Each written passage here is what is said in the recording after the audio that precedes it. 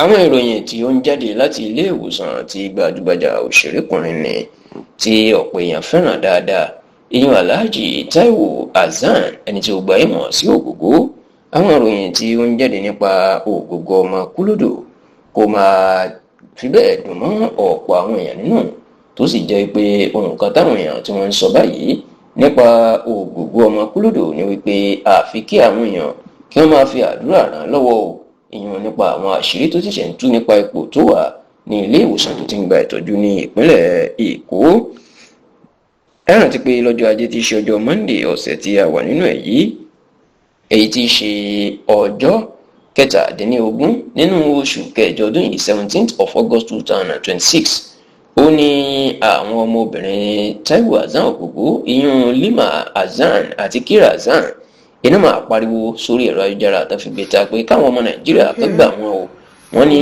àìsàn ó ti dá bàbá àwọn gúnlẹ̀, ìyẹn Ògògó. Àìsàn jẹjẹrẹ tó lóyìnbó ń pè ní kánsà sí ni, kì í wá ṣe kánsà lásán, kánsà tó ti wọ̀ ọ́ lára, tó ti ní agbára, tó ti dojú góńgó, èyí tó ń pè ní stage 4 cancer inú máa ń ṣe Ògògó ọmọ Kúlódò. Àwọn ọmọ Ògògó wá jẹ́ kó dìímọ̀ pé ìlera bàbá àwọn ti yíwọ́ ilé ìwòsàn, àwọn ilé ìwòsàn ò lè tọ́jú ẹ̀. Wọ́n sì ti ní káwọn wá wọ̀rọ̀kọ̀ fi ṣàdá bóyá àwọn lè ní ẹni tó tún lè tọ́jú ẹ̀ ní ìlànà míì. Àwọn ọmọ Ògògó wọn wá sọ lọ́jọ́ náà wípé àwọn ò fẹ́ owó látọ̀dọ̀ ọmọ Nàìjíríà, àwọn ò ní kẹ́nikẹ́ni dáwó. Wọ́n ní sẹ́nítọ̀ tó ń ṣojú agbègbè ìwọ̀ oòrùn ìpínlẹ̀ Ògùn nílé ìgbìmọ̀ aṣòfin àgbà l'Àbújá, ìyẹn the senator representing Ogun West at the upper chamber of the National Assembly, tó fẹ́ ṣe gómìnà ìpínlẹ̀ Ògùn lábẹ́ ẹgbẹ́ òṣèlú APC lọ́dún tó ń bọ̀, sẹ́nítọ̀ Ọlámilékan Solomon Adéọlá, ẹni tí ó gbajúmọ̀ sí Yáyì, ó ní ó ti gbé gbogbo owó lẹ̀, ó sì tún ṣetán láti gbé owó lẹ̀ fún ẹnikẹ́ni tó bá lè tọ́jú bàbá àwọn. Ṣá o, pẹ̀lú báwọn èèyàn bá ṣe ti ń fi àdúrà ran Ògògó lọ́wọ́, tó tún jẹ́ wípé níṣe ni ìròyìn tó jáde pé Yáyì ó ti gba àwọn akọ́ṣẹ́mọṣẹ́ dókítà tó ní ìmọ̀ dáadáa nípa ọ̀rọ̀ àìsàn jẹjẹrẹ kánsà. Níṣe ní ìròyìn tó máa jáde báyìí ló máa pa ọ̀pọ̀ èèyàn lẹ́kùn, tó sì ń ba èèyàn lẹ́rù. Àáfàá kan tí wọ́n ń pè ní Ali Hamid lórí ẹ̀rọ ayélujára, tí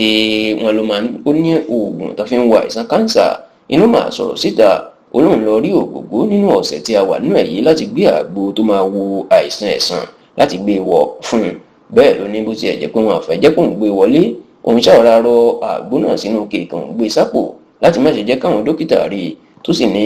ipò tó ń bá Ògògó ó ló ti fẹ́ yíwọ́ o. Ó ní àsìkò yìí ní tó kù báyìí ní àdúrà, nítorí pé ipò tí Ògògó wà ó ló ti bọ́ sórí. Kódà ó ní òsẹ́ni tí ó lè rí Ògògó tí ẹni bẹ́ẹ̀ kò sí bóyá fẹ́ lọ́kàn tàbí láyà tó tí ò ní bú sẹ́kún. Ó ní bàbá náà ò lè jẹun, kò lè ṣe nǹkan kan mọ́, tó sì ní àánú Ọlọ́run ní kálukú fún Ògògó báyìí láti gbádùn. Ọ̀rọ̀ tí àáfàá Ali tí ó sọ yìí ni ó máa di awuyewuye lórí ẹ̀rọ ayélujára, tó sì jẹ́ pé ilé ìlú kọ̀ ọ̀kan àwọn èèyàn sókè tàbí ń sọ pé àfi kí gbogbo mùsùlùmí àti kìrìsìtẹ́nì àti àwọn oníṣẹ̀ṣe ni o, kí òun kálukú wọn tètè bẹ̀rẹ̀ àdúrà àti ìwúre fún